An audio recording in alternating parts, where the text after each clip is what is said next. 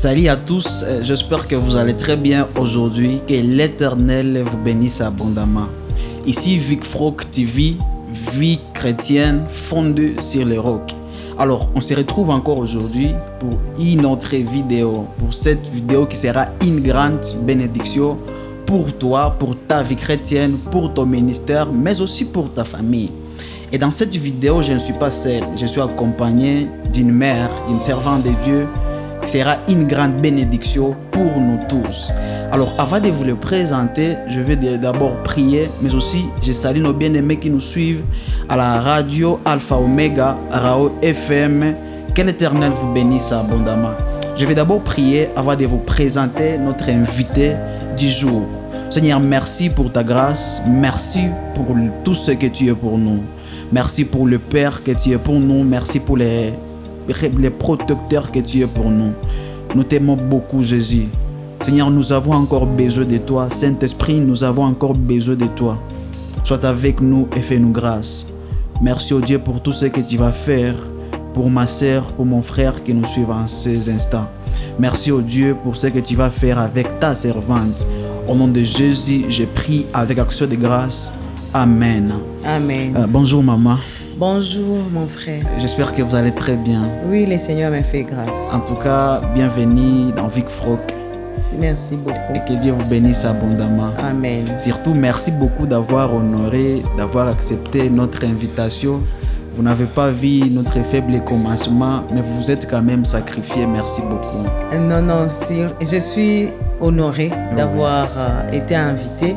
J'ai béni le Seigneur pour ça. Oui, maman. Merci beaucoup. Alors, je vais vous laisser un petit moment pour que vous puissiez vous présenter. Je crois que je serai un peu limité de le faire, mais quand même, vous pouvez me le faire à ma place. Bienvenue, maman. Merci beaucoup. Moi, c'est Madame Adassa Agouma Rachel. Je suis servante de Dieu, mais avant tout, je suis enfant de Dieu. Oui. Parce que j'ai donné ma vie à Christ. Je l'ai choisi personnellement comme mon Seigneur et mon Sauveur. Un certain 28 décembre 2003 et ça fait bientôt 22 ans que je marche à nouveauté de vie et j'ai béni le Seigneur parce que depuis lors, ma vie n'a pas été la même et je n'ai jamais regretté avoir donné ma vie à Christ. Je suis enfant de Dieu, j'aime beaucoup le Seigneur et j'ai eu la grâce de le servir et continuer à le servir jusqu'à aujourd'hui. Dans l'intercession, dans l'évangélisation. Et aujourd'hui, le Seigneur m'utilise dans la formation des serviteurs de Dieu. Et donc, je suis enseignante et secrétaire administratif de l'Institut biblique et théologique des Assemblées de Dieu, l'IPETAD.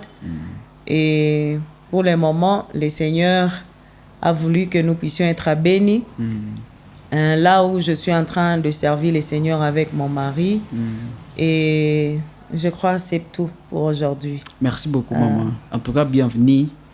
Comme on le dit toujours en Swahili, Ujiski Ouru chez nous. Ndio, alors, il y a un thème que Vic Frog a préparé, afin que vous puissiez au moins partager avec nous et que nous puissions au moins comprendre certaines choses après ces podcasts, après ces thèmes. Et le thème en question, nous l'avons intitulé « Les femmes que Dieu a utilisées puissamment dans la Bible, leçons pour notre génération ». Les femmes que Dieu a utilisées puissamment dans la Bible, mais aussi leçons pour notre génération. Je crois qu'après ces podcasts, qu'après cette émission, nous allons au moins comprendre à partir de vous, ces femmes-là que Dieu avait utilisées puissamment, mais aussi nous allons au moins retenir les leçons-là que nous pouvons quand même soutirer de cette histoire. Mais avant de vous poser certaines questions que nous avons préparées, je vais d'abord vous laisser un petit moment afin que vous puissiez au moins introduire et bien préparer nos questions. Bienvenue, maman. Merci beaucoup. C'est vraiment un très bon thème. Les leçons que nous voulons tirer de la vie de certaines femmes dans la Bible. Et là, nous voyons les femmes de l'Ancien Testament et les femmes du Nouveau Testament. Et j'aimerais que nous puissions commencer par un petit passage qui ne cadre pas nécessairement avec le thème, mais qui va nous aider à comprendre ce que nous attendons de toutes ces femmes qui ont été présentées dans la Bible. Je suis dans Matthieu chapitre 28, c'est un verset que nous connaissons. Nous allons lire 2 textes dans Matthieu 28. Nous allons commencer du 18e au 20e verset et ensuite nous allons lire 3 écritures dans Actes des Apôtres du 1er chapitre et je serai en train de donner les versets que nous lisons. Oui. Matthieu 28, 18 à 20, la Bible dit « Jésus s'étant approché, leur parla ainsi. Tout pouvoir m'a été donné dans les ciels et sur la terre. Allez, faites de toutes les nations des disciples, les baptisant au nom du Père, du Fils et du Saint-Esprit, et enseignez-leur à observer tout ce que je vous ai prescrit. Et voici, je suis avec vous tous les jours jusqu'à la fin du monde. » Oui. Et puis, Actes des Apôtres, le 1er verset. Le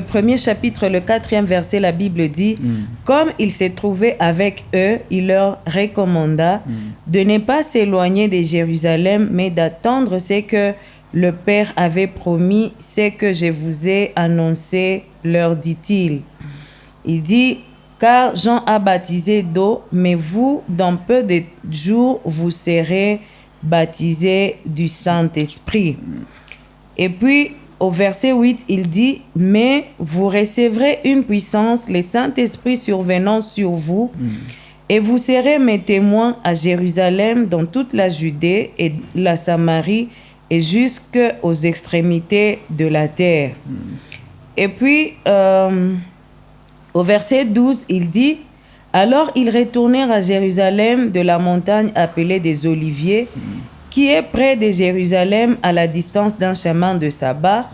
Quand ils furent arrivés, ils montèrent dans la chambre haute où ils se tenaient d'ordinaire.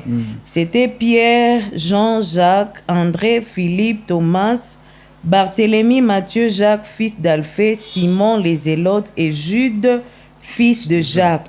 Tous d'un commun accord persévéraient dans la prière avec les femmes et Marie, mère de Jésus, et avec les frères de Jésus. Oui.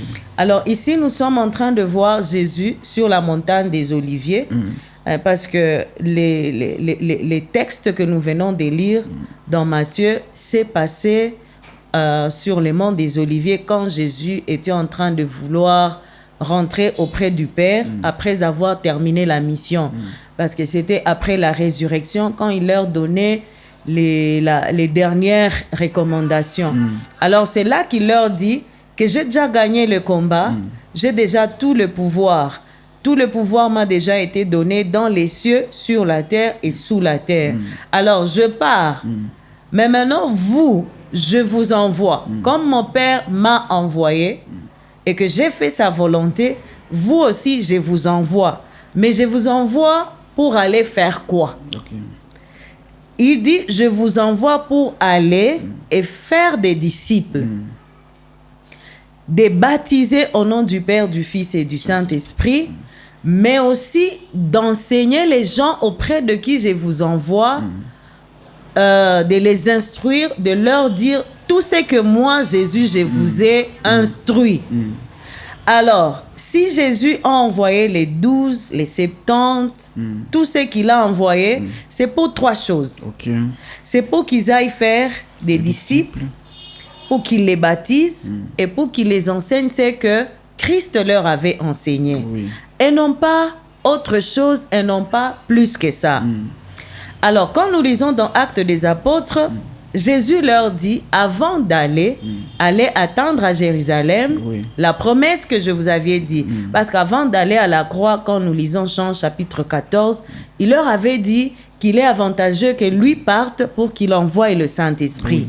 Alors, il leur dit, allez attendre à Jérusalem pour que vous puissiez recevoir la promesse que je vous avais promis afin que vous soyez mes témoins, parce que sans le Saint-Esprit, ça sera difficile pour vous d'aller faire des disciples. Ça sera difficile de les baptiser au nom du Père et du Fils et du Saint-Esprit. Et donc, ça sera même difficile de les enseigner tout ce que je vous ai enseigné parce que vous risquez d'oublier. Jésus, parlant à ses disciples, il leur avait dit que la mission du Saint-Esprit serait aussi de rappeler ce que Christ avait dit. Parce que humainement parlant, c'était difficile de se rappeler tout ce que Christ avait dit. Alors, on nous présente qu'après que Jésus soit parti, ils étaient rentrés à Jérusalem pour attendre la promesse. Et on nous dit qu'ils étaient partis dans la chambre haute. On nous cite les noms des 12 disciples, mais on ajoute Marie, l'autre Marie, les frères de Jésus. Mais lorsque le Saint-Esprit est descendu, on nous dit qu'il y avait 120 personnes. Parmi les 120 personnes, il y avait bien entendu des hommes et des femmes. Qu'on n'a pas eu à dénombrer peut-être, ou qu'on n'a pas signalé, mais lorsque le Saint-Esprit est descendu, il y avait et les hommes et les femmes, et lorsqu'ils avaient quitté la chambre haute pour aller parler, c'était les 120, et nous voyons les résultats. Bien entendu, la Bible nous rapporte la prédication de Pierre qui avait prêché, mais en réalité, ce sont les 120 qui avaient prêché, chacun selon que le Saint-Esprit lui accordait de parler, parce que ceux qui étaient là étaient venus d'Afrique, de l'Europe, de l'Asie, et chacun les entendait dans sa propre langue. Or, Pierre parlant n'avait pas parlé dans toutes ces langues qui étaient là, parce que certains parlaient parthes, d'autres parlaient galiléen, d'autres parlaient les langues d'Afrique, et donc parmi ces 120, il y avait ceux-là que le Seigneur avait utilisés pour s'adresser à ceux qui venaient de l'Afrique, ceux qui venaient de l'Europe et ceux qui venaient de l'Asie. Et parmi ces personnes, il y avait les femmes. Et jusqu'à aujourd'hui, cette recommandation continue parce que Christ n'est pas encore de retour. Il nous a dit, allez faites de toutes les nations des disciples. Alors, la question que je peux me poser, est-ce que moi, je fais des disciples? Et avant de faire de quelqu'un un disciple de Christ, il faut qu'il soit aussi disciple. Parce que ce que Jésus-Christ avait envoyé, c'était ses disciples. Or, un disciple, c'est quelqu'un qui est instruit par son maître, qui est appelé à ressembler à son maître. Il est appelé à ressembler à celui qui l'envoie. Et dans les disciples-là, nous voyons, il y a plusieurs domaines dans lesquels on peut avoir un maître et un disciple. Mais nous, dans notre domaine, nous sommes des disciples de Christ. Ça veut dire que nous sommes des hommes qui doivent être formés, et nous devons former des hommes et des femmes au modèle de Christ. Or, un disciple n'est ni un homme ni une femme, mais c'est toute personne qui doit ressembler à Christ. Et c'est ce que Christ nous a recommandé. Allez faire des hommes et des femmes qui me ressemblent, mais pas qui ressemblent aux apôtres, qui ressemblent à Christ. Des deux, baptisez-le au nom du Père, du Fils et du Saint-Esprit, et puis enseignez-le à observer ce que moi je vous ai enseigné. Est-ce que ce que je vais enseigner aux disciples, moi-même, je l'ai appris? C'est pourquoi Paul, dans 2 Timothée chapitre 2, le verset 2, il dit, ce que tu as appris de moi, va le donner aux autres qui sont crédibles, qui sont confiants, va leur donner. C'est que Christ nous a demandé quand il partait, c'est que nous puissions aller faire des gens qui les ressemblent pendant que nous aussi nous les ressemblons. Merci beaucoup. Merci beaucoup, maman. Bien aimé, déjà en suivant l'introduction de maman, pasteur Rachel, tu comprends au moins que tu seras béni. Jusque-là, je n'ai pas encore posé même une seule question, mais nous sommes déjà bénis dès le début. Alors maman, on voulait savoir quelles sont les femmes les plus marquantes de la Bible que Dieu a utilisées puissamment, et quelles leçons principales pouvons-nous tirer de leur vie, les femmes les plus marquantes de la Bible que Dieu a utilisées puissamment. Comme déjà l'introduction, vous venez de dire que Christ n'a pas seulement donné les mandats aux hommes, mais il y a aussi les femmes. Alors, on voulait au moins savoir les femmes marquantes de la Bible que Dieu a utilisées, mais aussi les leçons que nous pouvons tirer de leur vie.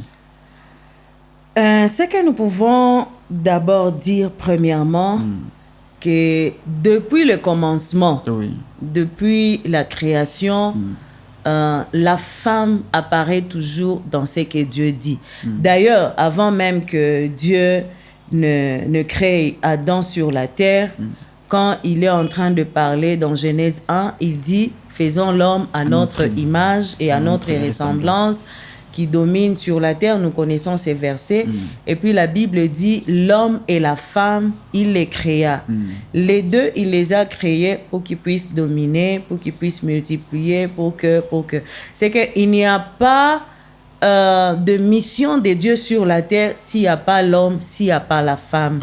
Mais chacun a son rôle à jouer parce que Dieu est un Dieu d'ordre. Dieu a mis l'homme en premier sur la terre et puis en second, la femme est venue pour aider l'homme. Chacun a sa mission qu'il fait. Chacun accomplit selon ce que Dieu a prévu dans l'harmonie. Et donc, par là, on ne peut pas comparer pour dire est-ce que l'homme peut faire comme la femme, est-ce que la femme peut faire comme l'homme. Il n'y a pas de comparaison dans ce sens. Chacun a son couloir d'exercice que Dieu lui a donné et que Dieu respecte pour l'accomplissement de la mission. Alors, à cela, il y a des femmes qui ont été ressorties de la Bible, qui ont été des actrices principales, peut-être de certains récits bibliques. Il y en a eu qui ont été visibles, mais il y en a qui n'ont pas été visibles. À partir même de Ève. Ève, nous la voyons être aux côtés d'Adam pour que l'humanité entière puisse se multiplier. Quand on parle de Noé, on ne parle pas souvent de sa femme. Quand on parle de l'intégrité de Noé, on parle de la foi de Noé, mais sa femme est souvent ignorée.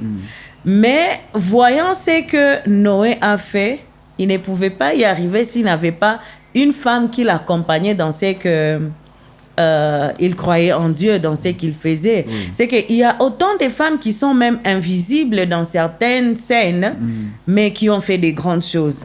Mais peut-être votre question va par rapport aux femmes que nous connaissons comme Sarah, les femmes que nous connaissons comme Déborah, aux femmes que nous connaissons comme Esther, les femmes comme Marie, mais il y a d'autres femmes qui sont oubliées, comme par exemple Agar. Agar, c'est une femme qui est oubliée, c'est une femme que les gens ont tendance à lapider pour ce qu'elle a été avec Sarah. Mais c'est une femme, quand tu étudies un peu sa vie, tu lis un peu sa vie, tu vois que c'est une femme qui nous apprend la résilience au milieu d'un monde qui nous rejette, au milieu d'un monde où nous subissons des faits. Parce que c'est une femme qui a subi la résolution d'un couple. Et puis, elle en est sortie victime. Mais pendant qu'elle était en train de rentrer chez elle, l'ange la rencontre sur la route. Et l'ange l'appelle par son nom. Parce que si on pouvait voir Abraham, Sarah, avec tout ce qui s'est passé, ce n'est pas Agar que Dieu pouvait appeler pour dire Agar, où vas-tu et où vas-tu et d'où viens-tu? Mais Dieu lui dit, rentre auprès de ta servante et soumets-toi, obéis à ta servante. Alors, celle-là, sa vie nous apprend que même au milieu des rejets, au milieu d'abandon, au milieu de la victimisation, nous sommes appelés à rester jusqu'à ce que la promesse puisse être accomplie. Parce que l'ange lui avait dit, rentre auprès de ta servante parce que l'enfant là que tu portes doit naître dans la maison de son père. Quand bien même ce n'était pas la volonté de Dieu, mais c'était quand même une sémence d'Abraham qui était déjà en alliance avec Dieu, que Dieu venait de choisir et Dieu lui avait dit, je bénirai les fruits de tes entrailles. Et il lui dit, tu es porteuse d'une promesse, tu es porteuse d'une sémence qui ne doit pas être né en dehors d'une famille. Cet enfant doit apprendre les dieux de son père, ne l'amène pas là-bas, c'est pourquoi tu dois l'accoucher là-bas. C'est une femme qui nous apprend la résilience, qui nous apprend à rester au lieu où Dieu est en train de nous voir. Parce qu'elle portait quelque chose de grand qui ne devait pas être né en dehors de la maison de son père. Et lorsque Ismaël a été enseigné, formé, éduqué dans la philosophie de son père, de connaître et d'avoir un seul Dieu, Alors Dieu dit à Abraham, tu peux maintenant renvoyer Agar et son enfant parce que l'enfant a déjà eu l'éducation de la maison et même s'il partait, je sais qu'il ne va pas se détourner. Okay. C'est seulement aujourd'hui parce qu'il y a maintenant plusieurs déviations qui sont venues des enfants d'Abraham avec les musulmans et les chrétiens. C'est là que nous voyons les conséquences de ce qui s'était passé, mais en réalité, Agar nous apprend la résilience au milieu dirigé de l'abandon et de la victimisation. Ah oui. Ah ouais. Merci beaucoup, maman. Je crois qu'à partir d'Agar, vous pouvez avoir au moins quelque chose à dire directement aux servants de Dieu, à nos sœurs qui nous suivent directement comme leçon.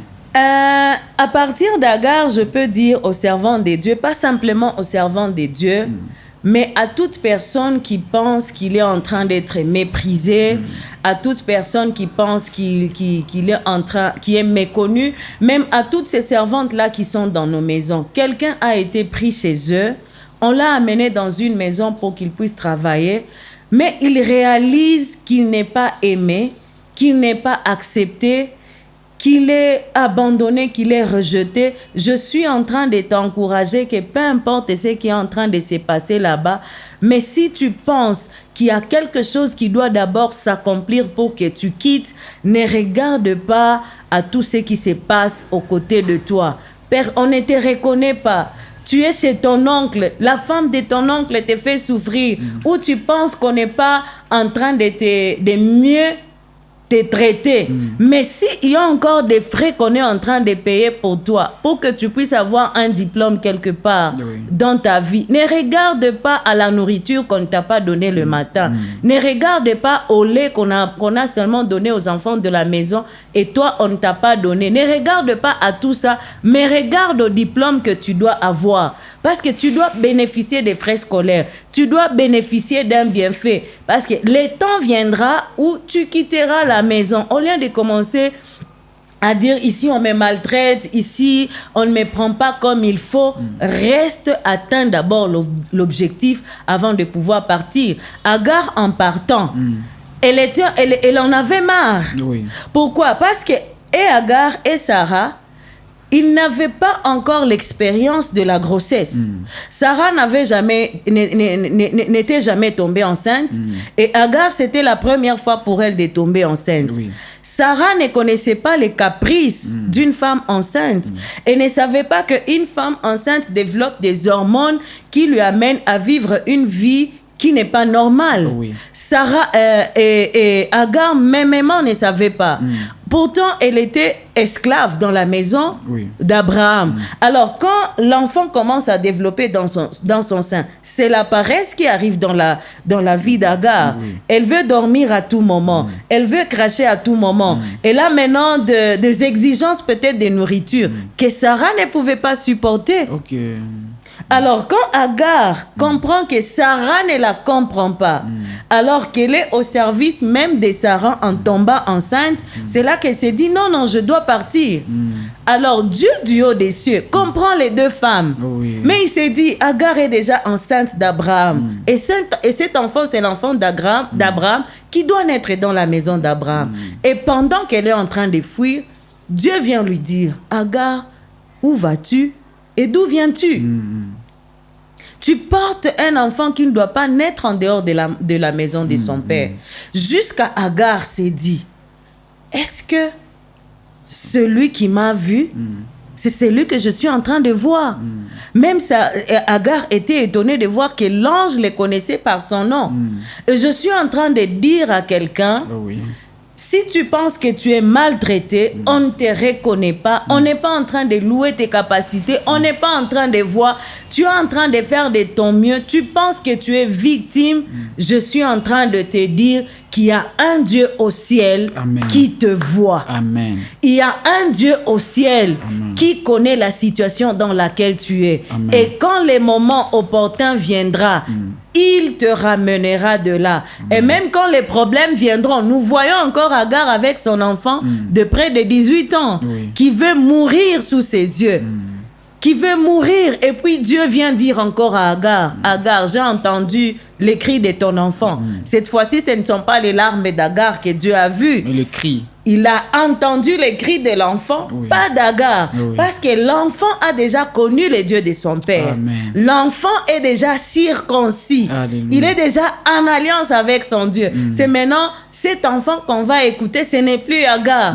Et puis Dieu lui dit, ouvre les yeux, voilà, il y a l'eau, l'enfant ne mourra pas. Amen. Je suis en train de te dire, peu importe les situations par lesquelles tu es, humilie-toi, obéis à ton maître là où tu es, obéis, fais ce qui est mieux de ta part et souviens-toi que le Seigneur te connaît, le Seigneur te voit au moment opportun, il t'en délivrera. Amen. Merci beaucoup, maman.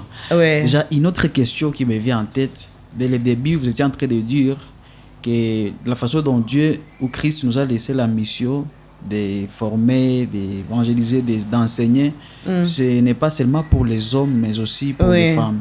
Cependant, je voulais savoir, je ne sais pas si ma question aura de la place, je voulais au moins savoir si bibliquement parlant, il y a des rôles que la Bible prescrit, ou il y a des rôles que la Bible nous donne, que la femme peut jouer, soit dans la société ou dans l'église d'aujourd'hui.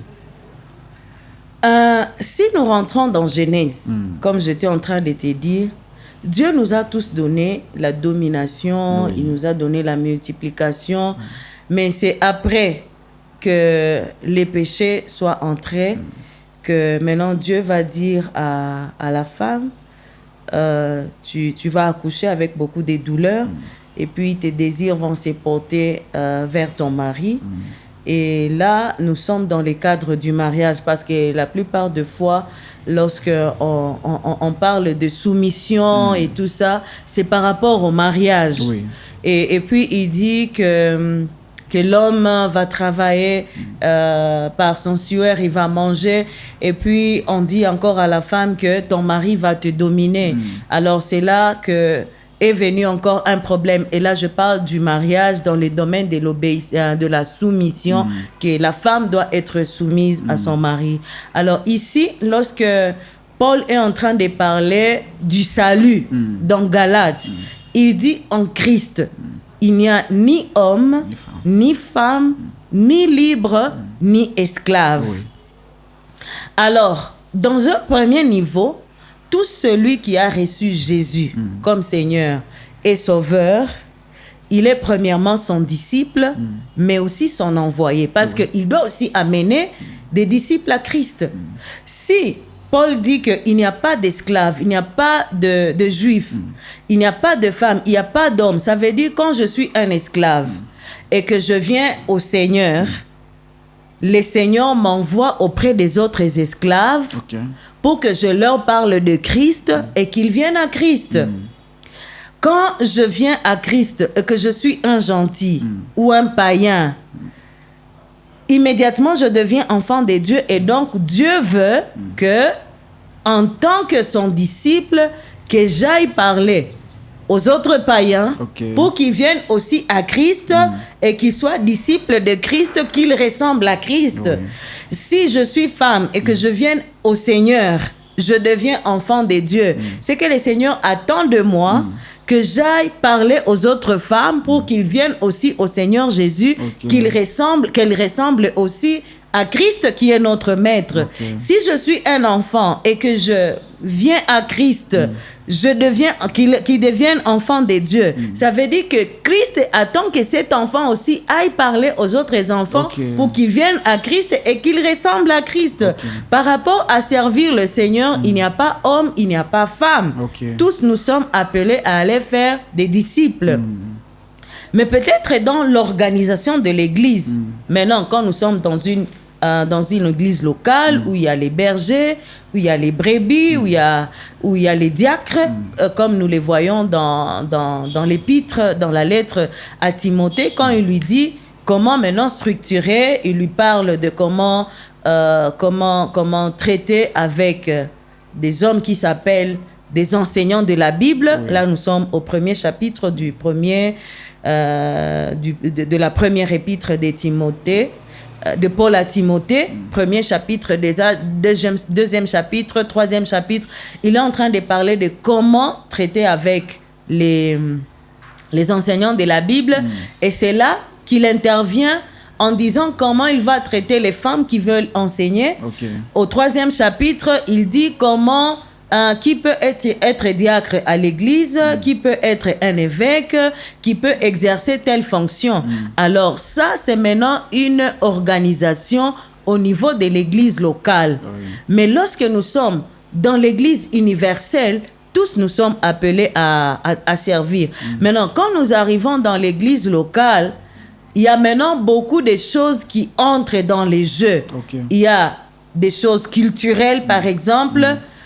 Quand il parle à Timothée, qui est un pasteur d'une église d'Éphèse, et Éphèse, c'est chez les païens. Chez les païens, la femme n'était pas instruite et donc elle ne connaissait pas beaucoup de choses sur comment servir le Seigneur. Alors, là, il interdit à Timothée pour dire, je ne permets pas aux femmes païennes de faire ceci, de faire cela, voilà comment ils doivent se comporter. Et même aux hommes, je ne les permets pas parce que souvent ce sont des hommes à multiples femmes. Alors s'ils veulent exercer tel travail, ils doivent être des hommes avec une seule femme. Mais quand ça vient chez les Juifs, les mêmes recommandations ne sont pas données parce que les Juifs, d'abord, lui, il est habitué à Dieu, il connaît comment Dieu fonctionne, il connaît la loi, et c'est comme ça que nous voyons même avec les Juifs, avec les femmes juives, il n'y avait pas de problème. Nous voyons que même dans la culture juive, la femme était appelée à enseigner la loi à son enfant. C'est comme ça. Paul avait fait même confiance à Timothée en disant que la foi qui est en toi, c'est la foi qui avait été dans ta mère et c'est cette foi qui était en ta grand-mère. C'est que la grand-mère a enseigné la fille et la fille a enseigné son enfant. Et donc, pour les Juifs, ce n'était pas un problème. Alors, dire que quelle est la place que la femme peut avoir dans l'église, là, ça dépend. Là, ça dépend du milieu dans lequel il se retrouve et la place que l'on donne culturellement à la femme. Mais quand nous rentrons sur le niveau de l'Église universelle, où tous nous sommes un en Christ, elle peut amener une âme à Christ au marché sans avoir été à l'église locale ou peut-être certaines lois culturelles l'interdisent. Elle peut parler à ses voisins de Christ. Elle peut leur rendre ministère, elle peut prier pour elle parce que la Bible dit que voici les signes qui accompagneront ceux qui auront cru, ils prieront pour les malades et ils seront guéris. Elle peut avoir des malades au quartier où il n'y a pas de barrière. Elle prie pour elle, elle exerce son service là-bas et les malades est guérie. Ça ne va pas demander seulement les 4 coins dans lesquels elle est. Mais quand maintenant elle se retrouve dans une église locale, là, maintenant, elle doit observer l'aspect culturel du milieu dans lequel elle est. Je ne sais pas si je viens de répondre à la question. Vous avez bien répondu, maman. Alors, à partir de ça, par rapport aux choses que nous assistons aujourd'hui, certaines églises, certaines communautés disent qu'une femme ne peut pas faire ceci et cela. C'est là où je voulais au moins aussi savoir s'il y a au moins un cadre où une femme peut exercer le leadership où la femme ne peut pas exercer de leadership dans l'église. Si vraiment oui, comment, oui, ou c'est non, comment aussi. Mais quand même, je voulais savoir, à partir de ce que vous venez de dire, si il y a ces limites ou à partir des églises qui disent que la femme ne peut pas faire ceci, la femme ne peut pas être un leader dans l'église. Je voulais savoir à partir de ça. Oui, ce sont des choses que nous rencontrons. Et quand tu vois toutes ces choses, la plupart des fois, elles ont des bases culturelles. Et quand une femme sait déjà d'où elle vient et qu'elle connaît la parole de Dieu, je ne pense pas que cela peut faire un problème. Pourquoi? Parce qu'elle n'est pas en compétition, mais elle est en train d'accomplir la mission que Christ lui a donnée. Par exemple, quand elle est dans une église où on dit que la femme ne prêche pas. Bon, il y a plusieurs interprétations par rapport à cela. Je viens de te dire tantôt que lorsque Paul l'a recommandé à Timothée, c'était par rapport à ce qui s'est passé dans l'église d'Éphèse. Mais quand nous les voyons avec les fidèles,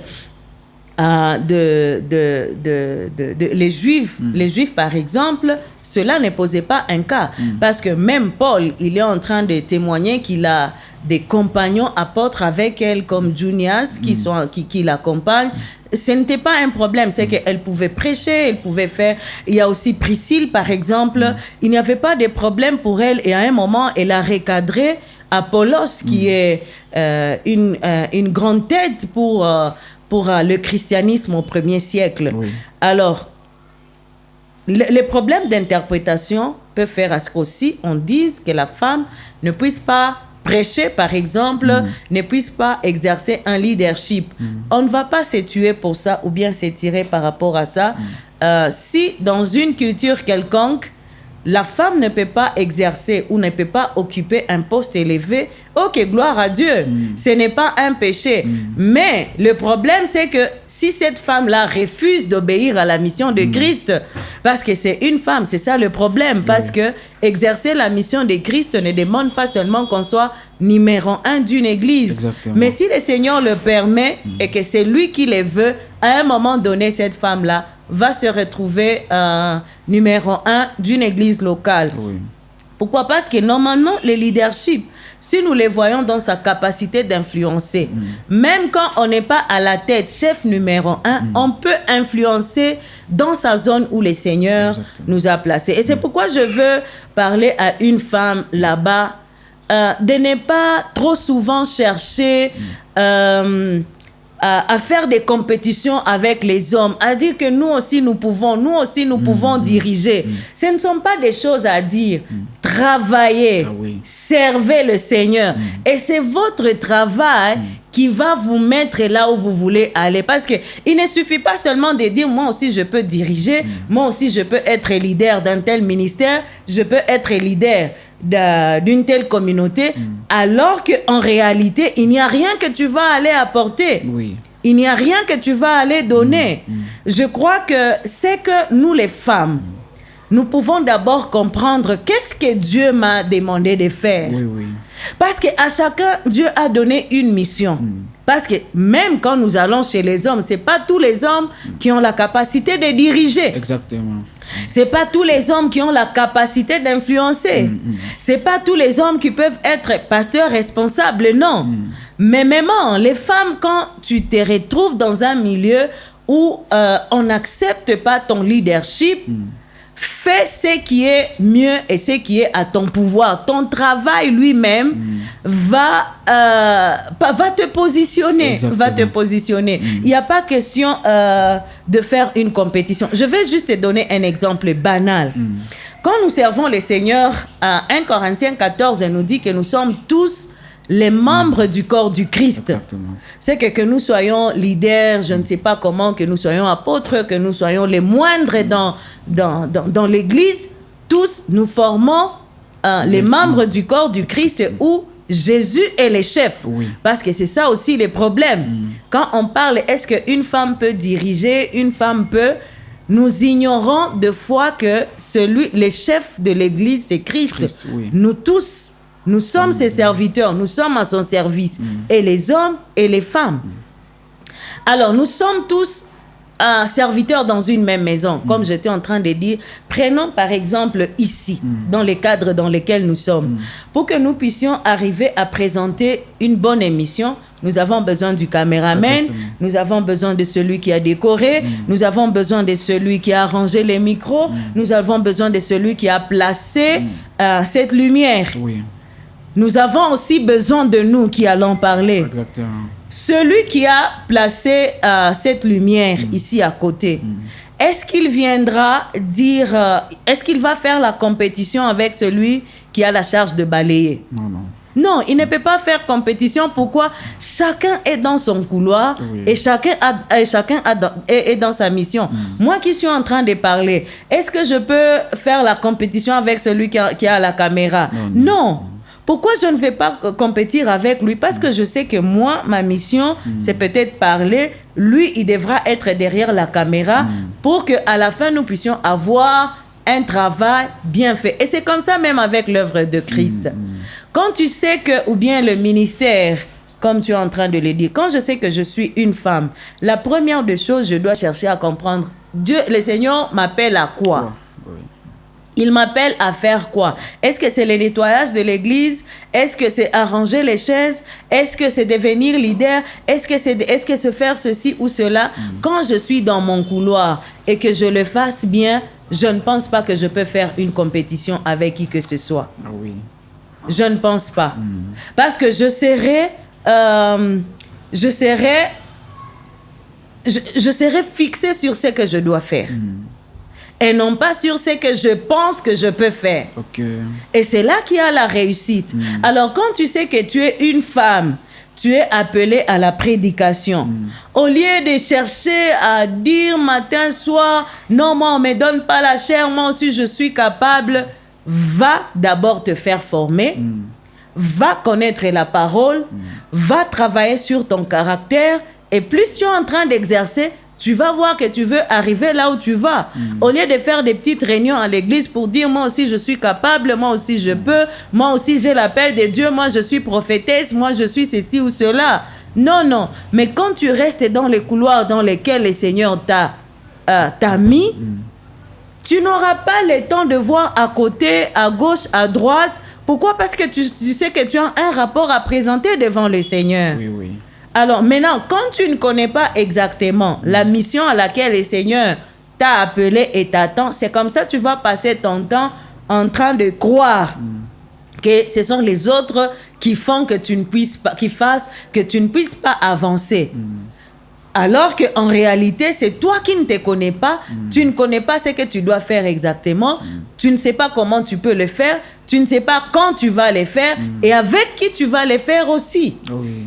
Parce que le Seigneur, par exemple, moi je me dis, et j'ai toujours dit que je connais ce que le Seigneur m'a dit, je connais où il m'a envoyé et auprès de qui je dois le faire. Si le Seigneur t'a envoyé auprès des jeunes et que tu veuilles que tu puisses être tout le temps avec les papas, alors là, tu auras des difficultés. Oui. Si le Seigneur t'a envoyé auprès des papas et que tu vois que c'est chez les mamans que ça donne peut-être bien et que tu veux maintenant aller chez les mamans, tu vas t'embrouiller. Oui. Mais si je sais que le Seigneur m'a envoyé à l'écodime et que je reste à l'écodime, je n'aurai pas le temps d'envier celui qui a été envoyé auprès des jeunes. Parce que ma récompense sera par rapport à ce que je vais faire à l'écodime et mon jugement sera par rapport à ce que je n'aurais pas fait à l'écodime. C'est pourquoi aussi un autre élément, c'est après avoir connu à quoi on est appelé, marcher toujours dans l'obéissance.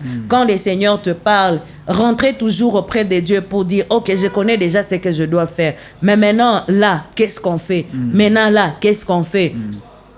Et quand tu as la réponse auprès de Dieu, il faut apprendre aussi à obéir. Oui. Parce que la plupart des fois, quand il y a des compétitions, il y a des tiraillements par-ci, par-là, c'est lorsque les gens ne savent pas directement obéir à ce que Dieu a dit. Oui, oui. Quand tu es une femme et que le Seigneur t'a parlé, obéis à ce que Dieu t'a dit. Quand tu désobéis, il y a un de mes enseignants qui nous disait que quand tu désobéis à Dieu, tu deviens aveugle. Okay. Et quand tu deviens aveugle, tu penses que ceux qui sont à côté de toi veulent t'exterminer. Mais si tu veux rester clairvoyant, il faut obéir. Alors, beaucoup de femmes, nous sommes dans les sentimentales, nous sommes dans les émotions, nous pensons que ce sont les autres qui doivent chercher à nous comprendre, qui doivent chercher à nous bercer. Non. Cherchons à connaître premièrement c'est à quoi nous sommes appelés. Nous allons faire quoi, où, quand, avec qui. Alors, les compétitions inutiles, nous serons épargnés. Oh oui, merci beaucoup, maman. Oui. En tout cas, c'est très fort et très bénissant. Je crois que nos bien-aimés qui sont en train de nous suivre directement, il y a de ces choses-là qui sont en train de comprendre. Waouh, gloire à Dieu. Oui, alors maman, je voulais aussi savoir, je crois qu'à partir des choses que vous venez de parler, il y a au moins des défis que vous avez touchés. Oui. Mais je crois que dans cette génération, il y a des femmes aussi qui avaient impacté. Oui. Hors de la Bible, je crois qu'il y a des femmes qui ont impacté malgré tous ces défis, malgré toutes ces choses. Alors, je voulais au moins savoir s'il y a des choses qui ont valorisé assez que ces femmes puissent impacter dans notre génération ou soit avant nous. Oui. Parce qu'en voyant l'histoire de l'Église, en tout cas, on voit des femmes comme des Catherine Kuhlman. Oui, beaucoup. Alors, on voulait savoir s'il y a vraiment des femmes qui ont impacté dans cette génération hors de la Bible, mais aussi les choses d'après vous que les gens ont valorisé à impacter et à relever au moins ces défis de faire comprendre aux gens qu'on peut être femme et impacter, qu'on peut être femme et faire des choses, de grandes choses. Oui. Quand nous lisons dans la Bible, les femmes qui ont impacté, et même pour notre génération, et des fois j'ai lu quelques ouvrages. J'aime lire les biographies des grands auteurs. Okay. Et parmi ces biographies, j'ai lu les hommes qui ont fait des réveils, par exemple. J'ai lu des femmes qui ont été à la base de certains réveils, de certains temps. Et quand j'essaie un peu de voir leur vie et ceux de la vie et ceux de la Bible, je vois en eux un dénominateur commun, c'est la foi. Okay. La foi en la parole de Dieu. Okay. Parce que même quand nous voyons la femme comme Rahab, Rahab est présentée comme une prostituée à Jéricho. Et puis une prostituée de renom. Ce qui l'a sauvée et ce qui a fait d'elle ce qu'elle a été et qui a fait qu'elle soit reprise parmi les ancêtres de Jésus, c'est qu'elle a eu foi en la parole de Dieu. Oui. Ils ont connu que Dieu devait juger Jéricho. Mais il s'est dit, oui, Dieu va juger Jéricho, mais moi, je ne vais pas périr avec ceux de Jéricho. Moi, je vais croire en votre Dieu. Et c'est comme ça, il a sauvé les espions qui étaient allés à Jéricho, parce que c'est sur base de ce que les espions de Jéricho avaient dit à Rahab, qu'elle avait dit, non, je dois vous protéger à cause de ce que votre Dieu avait dit, qu'il va vous donner cette nation. Oui. Et c'est comme ça, il y a eu tout ce qui s'était passé et elle a été sauvée. Quand nous voyons la femme comme Ruth, la Moabite, vous connaissez l'histoire des Moab, comment ça a commencé et comment c'était une abomination que Israël entre en relation avec les Moabites. Mais, s'étant mariée à son mari juif, les Juifs, partout où ils étaient, ils ne parlaient que de la loi. C'est pourquoi même Dieu leur avait dit, vous allez les mettre sur les bouts de vos habits. Vous allez les mettre partout. Donc, c'était la nourriture de chaque jour. Vous devez parler de la loi chaque jour. Étant avec son mari, elle a fait face, elle a fait connaissance à la loi de Dieu. Elle a vu la loi de Dieu. Elle a vu comment notre Dieu est miséricordieux. Oui. Elle a vu comment notre Dieu pouvait pardonner. Ce n'était pas comme les divinités de Moab, comme Kemosh de Moab. Alors c'est comme ça, elle dit non, ton Dieu va être mon Dieu. C'est par rapport à la foi de tout ce qu'elle entendait du Dieu d'Israël. Oui. Alors, vous voyez, il y a beaucoup de choses qui se sont passées. Quand vous voyez, par exemple, Déborah, on dit qu'elle était juge et prophétesse. Alors, à cette époque-là, on ne pouvait pas juger si on n'écoutait pas le Seigneur. Exactement. Les juges étaient comme les rois à cette époque. C'était eux qui jugeaient les peuples. Elle ne pouvait pas juger les peuples de Dieu si elle ne connaissait pas la loi. Oui. Elle ne pouvait pas donner les messages au peuple de Dieu si elle ne la recevait pas auprès de Dieu. Et c'est sûr qu'elle avait foi en Dieu pour aller combattre les ennemis d'Israël. Oui.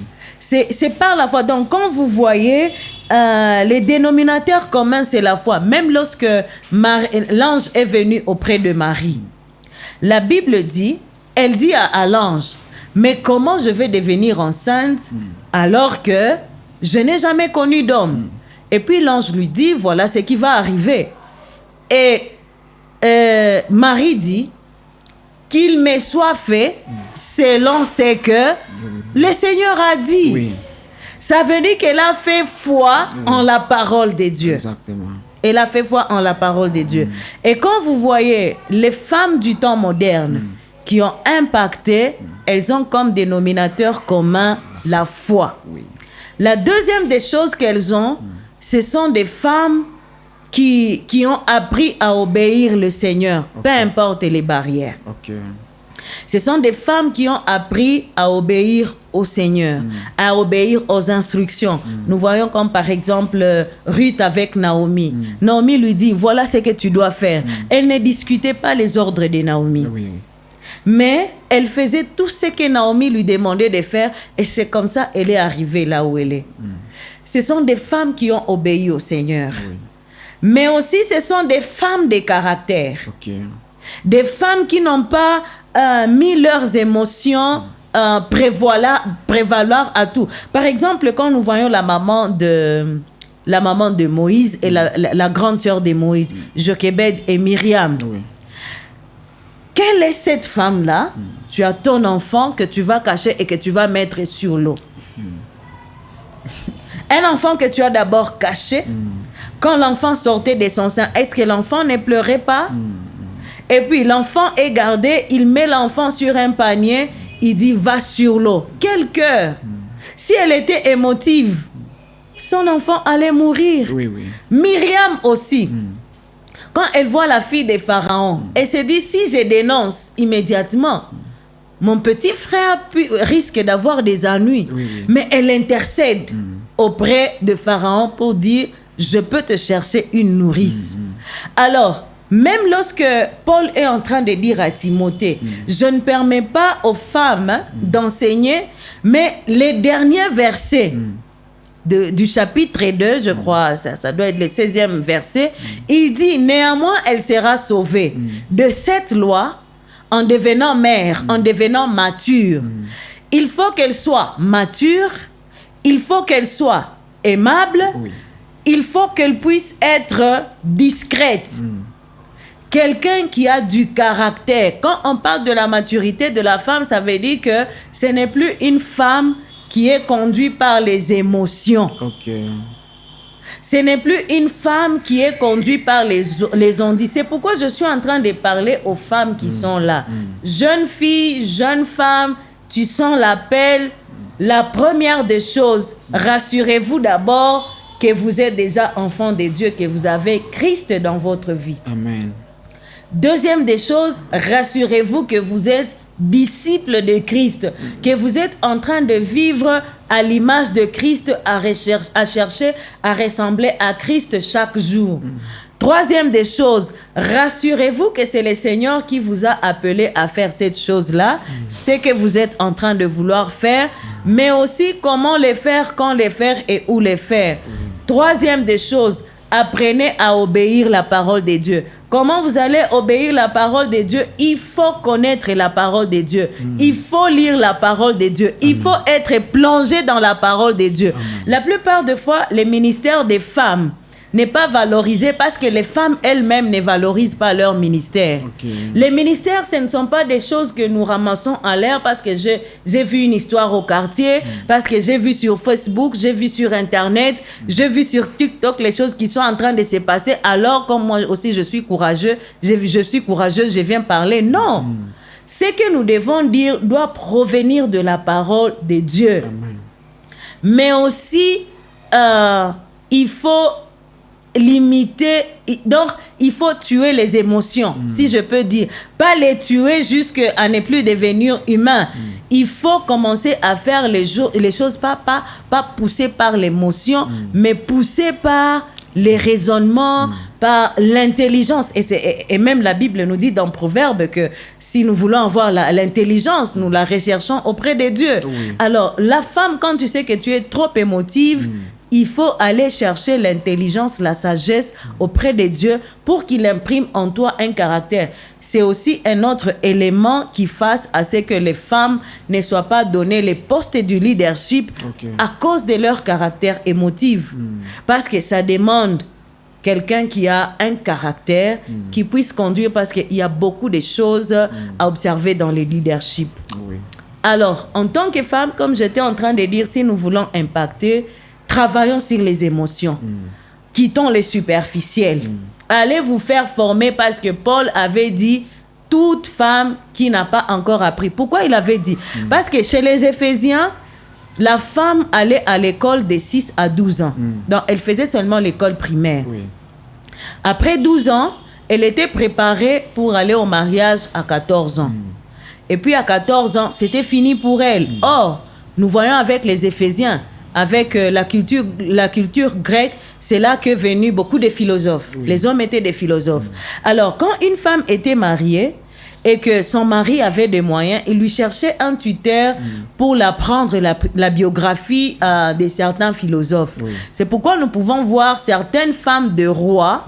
Par exemple, quand on parle des femmes qui accompagnaient les ministères de Jésus, il y avait des femmes qui étaient aux côtés des femmes des rois, par exemple, des femmes des empereurs, et avaient des tuteurs à la maison pour les apprendre les biographies de certains auteurs. Et comme Jésus était considéré comme un enseignant, comme un philosophe à son temps, alors il y avait des gens qui voulaient l'écouter avant qu'il n'ait la révélation qu'il était le Fils de Dieu. Oui. Et pendant qu'il était en train d'enseigner, il y a certaines qui voyaient en lui vraiment le Fils de Dieu, parce que son enseignement était différent de certains philosophes. Oui, oui.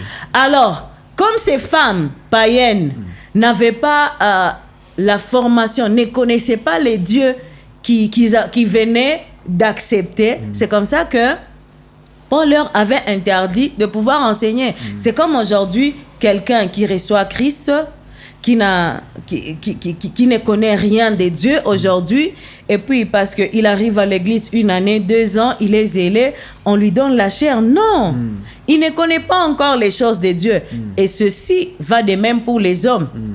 Quand tu ne connais pas la loi et que tu penses que tu peux la prêcher, alors ça ne marche pas. Oui. C'est comme ça que même Jacques, le petit frère de Jésus, quand il écrit à ses frères juifs, il dit qu'il n'y ait pas beaucoup de gens qui enseignent parmi vous. Pourquoi qu'il n'y ait pas beaucoup de gens qui enseignent parmi vous? Parce qu'il ne peut enseigner que celui qui a été enseigné. Oui. Et aujourd'hui, le ministère prophétique, parce que beaucoup de femmes se cachent dans les ministères de prophètes. Beaucoup de femmes sont des prophétesses. Oui. Le ministère prophétique aujourd'hui dans le Nouveau Testament n'est plus comme le ministère prophétique de l'Ancien Testament. Aujourd'hui, un prophète ou une prophétesse doit être un enseignant de la parole. Il doit connaître la parole de Dieu.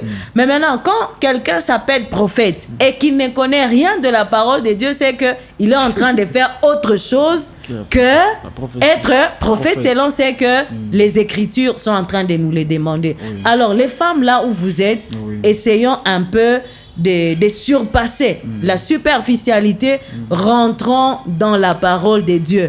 Et ce que nous sommes en train de rechercher, le Seigneur va nous les donner. Amen. Amen. Alors, maman, en fait, je voulais savoir, pasteur, s'il y a au moins, à partir de ce que vous venez de dire, je voulais au moins savoir s'il y a au moins quelques conseils d'encouragement que vous pouvez donner aux jeunes sœurs qui ressentent en elles l'appel de Dieu, mais qui luttent avec la doute, la comparaison et beaucoup d'autres choses. Ouais. C'est au moins ces choses que vous pouvez leur donner comme conseil. Mais à part ça, comme ça nous allons finir une fois pour toutes. S'il y a au moins 3 choses que vous pouvez au moins conclure en disant à nos sœurs, aux servants de Dieu qui nous suivent, en fait qu'ils puissent bien maintenir ces choses et que ça puisse leur aider. Parce que je crois que hors d'impacter dans l'église, nous pouvons aussi impacter dans la société. Alors, s'il y aura, après quelques conseils, d'autres choses à dire, vous pouvez les dire et en fait, vous allez prier. Bienvenue, maman. Ok. Là, vous voulez que je puisse parler à une jeune femme. Oui. Que le Seigneur est en train d'appeler et qui, quand il voit les obstacles autour d'elle, produit un doute. Je vais d'abord dire que quand tu lis la Bible, tu vas voir que tout ce que la plupart de gens que le Seigneur a appelés, ils ont douté. Ok. Ils ont douté et chacun de sa manière a vu qu'il ne pouvait pas.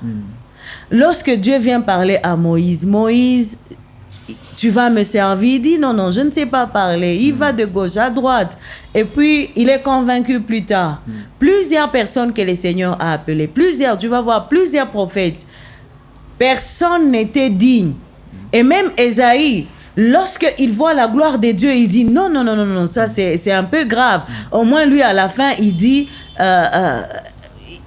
lorsqu'il voit la gloire de Dieu, il se rend compte que il ne peut pas servir les grands dieux parce que il est tellement saint. Oui. Et il n'y a personne qui a toujours été, beaucoup ne sont pas toujours prêts à servir les seigneurs immédiatement lorsque les seigneurs leur parlent. Pourquoi?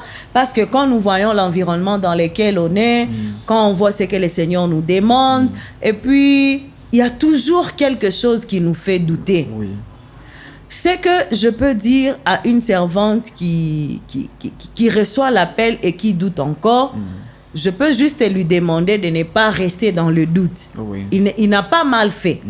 Mais il ne doit pas rester dans les doutes parce que celui qui l'appelle, il est fidèle. Amen. Et il va amener à la perfection ce qu'il est en train de lui demander. Amen. Mais peut-être ce que je peux lui dire, qu'il commence avec la force qu'il a. Amen. Mais ce qu'il doit faire, servir les seigneurs, ce n'est pas prendre le micro et commencer à prêcher. Servir les seigneurs, ce n'est pas être connu. Moi, par exemple, aujourd'hui, je suis dans ce plateau, mais j'ai commencé à servir les seigneurs à temps plein. C'était en 2007. Aujourd'hui, j'ai 18 ans depuis que j'ai servi, depuis que j'ai tout abandonné. Et ça n'a pas été facile. Oui. Ça n'a pas été facile. J'ai eu l'appel en 2004, immédiatement, quand j'ai donné ma vie à Christ. Et en 2007, j'ai dû tout abandonner. Mais en 2007, je n'ai pas pris les micros. Je n'ai pas été visible. En 2007, je faisais plus les affermissements à l'église. C'était l'affermissement, évangélisation, j'allais gagner les âmes. Ici, dans la ville de Goma, je connais vraiment toute la ville. Oui. On a même commencé une cellule là-bas, vers Boucherie, là-bas. J'avais commencé une cellule là-bas, de l'église Arche, parce que c'est là mon église locale. Et j'étais plus dans les affermissements, intercession, évangélisation. Et plus j'étais en train d'exercer, plus le Seigneur était en train d'ajouter. Et puis, toujours en 2007, là, je suis allée à l'Institut biblique parce que je savais que le Seigneur m'appelait à la prédication, à la parole. Je suis allée à l'Institut biblique. Et là, je commençais à conduire les cultes à l'église et toujours dans les affermissements et l'évangélisation. J'ai fini l'Institut biblique en 2010 et le Seigneur a continué à ajouter en plus, jusqu'à je suis là aujourd'hui. Oui. Aujourd'hui, je suis en train...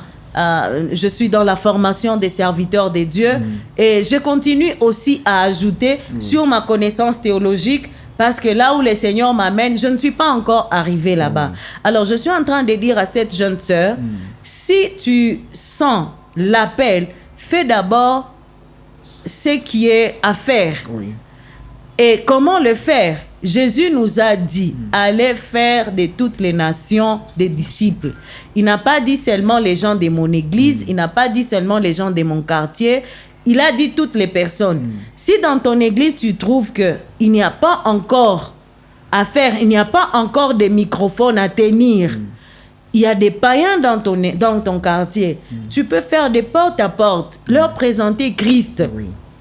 Pendant que tu présentes Christ, le Seigneur va ouvrir des portes. Tu les amènes à l'église. Et puis, on va constater qu'il y a une sœur qui est en train d'aller gagner des âmes là dehors et il est en train de les amener à Christ. C'est comme s'il y a quelque chose en elle.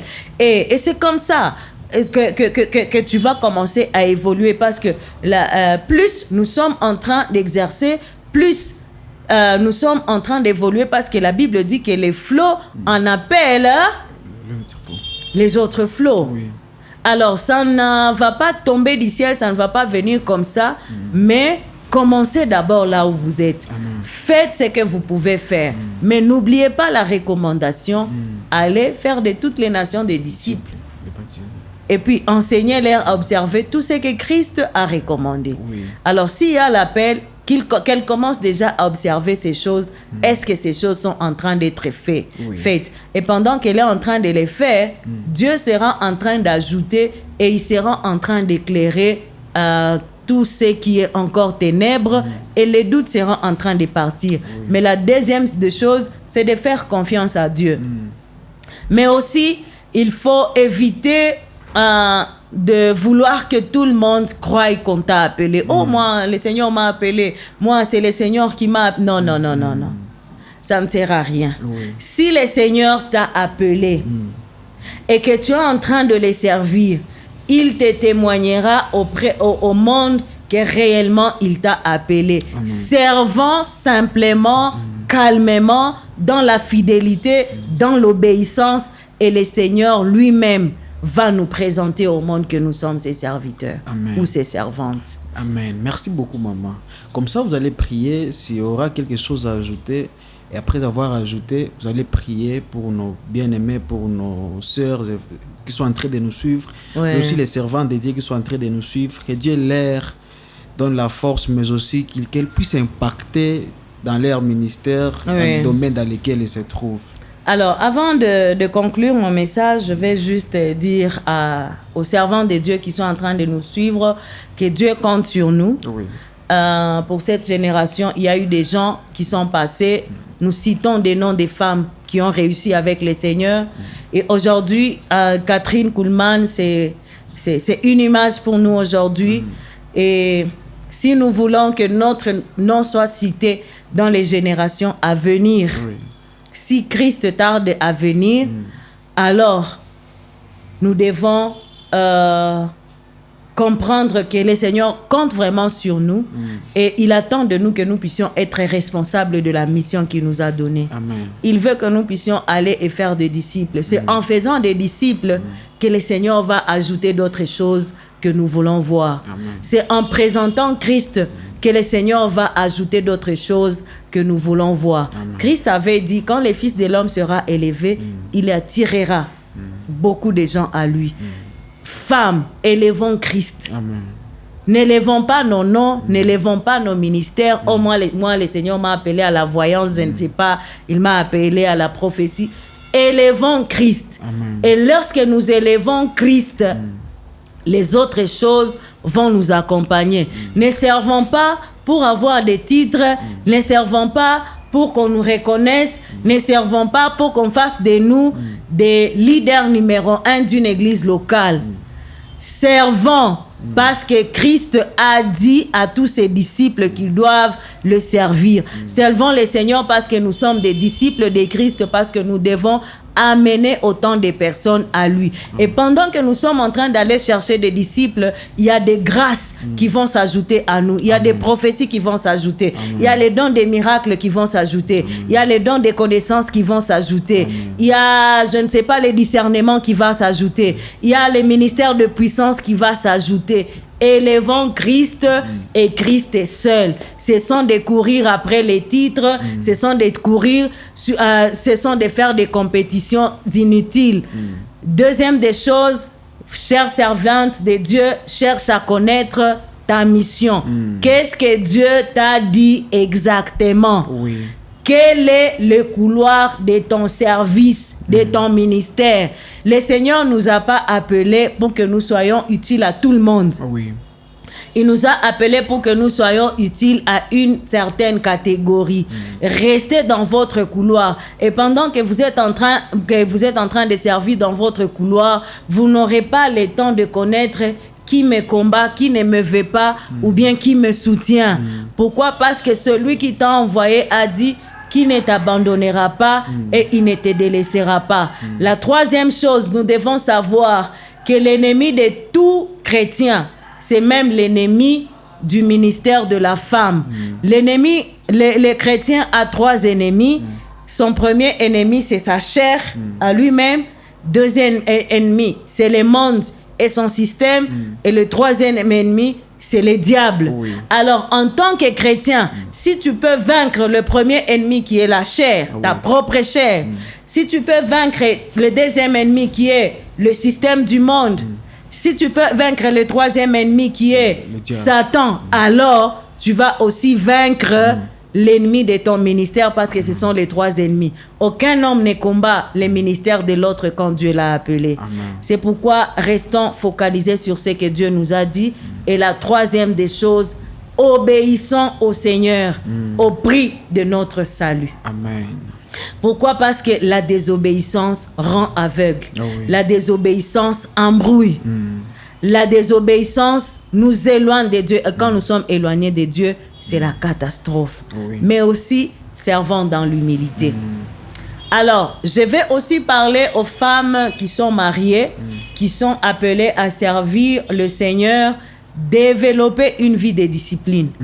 Une servante de Dieu doit être disciplinée et équilibrée pour connaître quand est-ce que le mari a besoin de lui, quand est-ce que les enfants ont besoin de lui, quand est-ce que Dieu a besoin d'elle et quand est-ce que le ministère a besoin d'elle. Oh oui. Et tout ça, c'est le Saint-Esprit qui va nous aider. Amen. Alors, je veux prier avec toi qui est en train d'hésiter à prendre une décision. Et puis, je vais prier avec toi qui est déjà sur le terrain. Nous allons demander au Saint-Esprit de pouvoir nous soutenir. Seigneur, merci parce que tu es notre Dieu et tu es notre Père. Jésus, merci pour l'œuvre que tu as accomplie à la croix. Et merci, Seigneur éternel Dieu, parce que il est écrit qu'à tous ceux qui t'ont reçu, tu leur as donné le pouvoir de devenir enfants de Dieu. Et en te recevant, Seigneur, nous sommes tes enfants. Et Seigneur éternel, fais disciples, Seigneur éternel, pour que nous puissions être à ton image. Tu nous as demandé d'aller et de faire des disciples. Et parmi tes disciples, il y a des hommes, il y a des femmes, il y a des enfants. Et en ces jours, nous sommes en train de prier pour ces femmes qui sont tes disciples et que tu as appelées, Seigneur éternel, pour un service particulier. Seigneur éternel, Dieu des armées, je suis en train de prier pour cette sœur qui hésite encore, qui ne comprend pas, Seigneur éternel, toi qui as fermé l'appel, Seigneur éternel, je prie, Seigneur éternel, que tu puisses affermir son appel. Amen. Et affermir sa foi. Amen. Seigneur, je suis en train de prier pour celles, Seigneur éternel, qui sont déjà dans l'exercice. Celles qui ne connaissent pas encore, Seigneur éternel, Dieu des armées, quoi faire. Il est écrit, Seigneur éternel, que tu entendras une voix derrière toi qui te dise, voici le chemin, marche-y. Merci, Seigneur éternel, parce que tu demeures la lumière qui vient éclairer nos ténèbres. Seigneur éternel, tu demeures les chemins, la vérité, Seigneur éternel, Dieu des armées, et la vie. Viens nous montrer, Seigneur éternel, la vraie voie à prendre. Bénis, Seigneur éternel, Dieu des armées, cette femme qui est en train de prendre les risques, Seigneur éternel, Dieu des armées, de te servir et de dire oui à l'appel. Soutiens sa foi, Seigneur éternel. Merci parce que tu n'as pas changé. Que ton esprit nous soutienne, Seigneur éternel, et continue à nous affermir sur les champs. Laisse que l'honneur et la gloire te reviennent. Au nom de Jésus. Amen. Amen. Merci beaucoup, maman. En tout cas, ce message doit être acclamé. J'acclame pour ce message. Merci beaucoup. Bien-aimé, que Dieu te bénisse abondamment de nous avoir suivis jusqu'à la fin. Merci à maman, pasteur Rachel, d'avoir accepté notre invitation. Merci de nous parler à cœur ouvert. En tout cas, que Dieu vous bénisse abondamment. Amen. Nous allons encore nous retrouver prochainement pour une autre vidéo. Mais si une fois tu n'es pas encore abonné ou tu n'es pas encore abonné sur notre chaîne YouTube, n'oublie pas de le faire et de cliquer. Mais aussi notre numéro sera en train de passer justement ici à côté. S'il y aura quelque chose à nous communiquer, s'il y aura des questions que tu auras, tu peux même les laisser dans les commentaires et cela sera pour la gloire de Dieu. Alors, que Dieu vous bénisse abondamment et bonne suite. Merci beaucoup.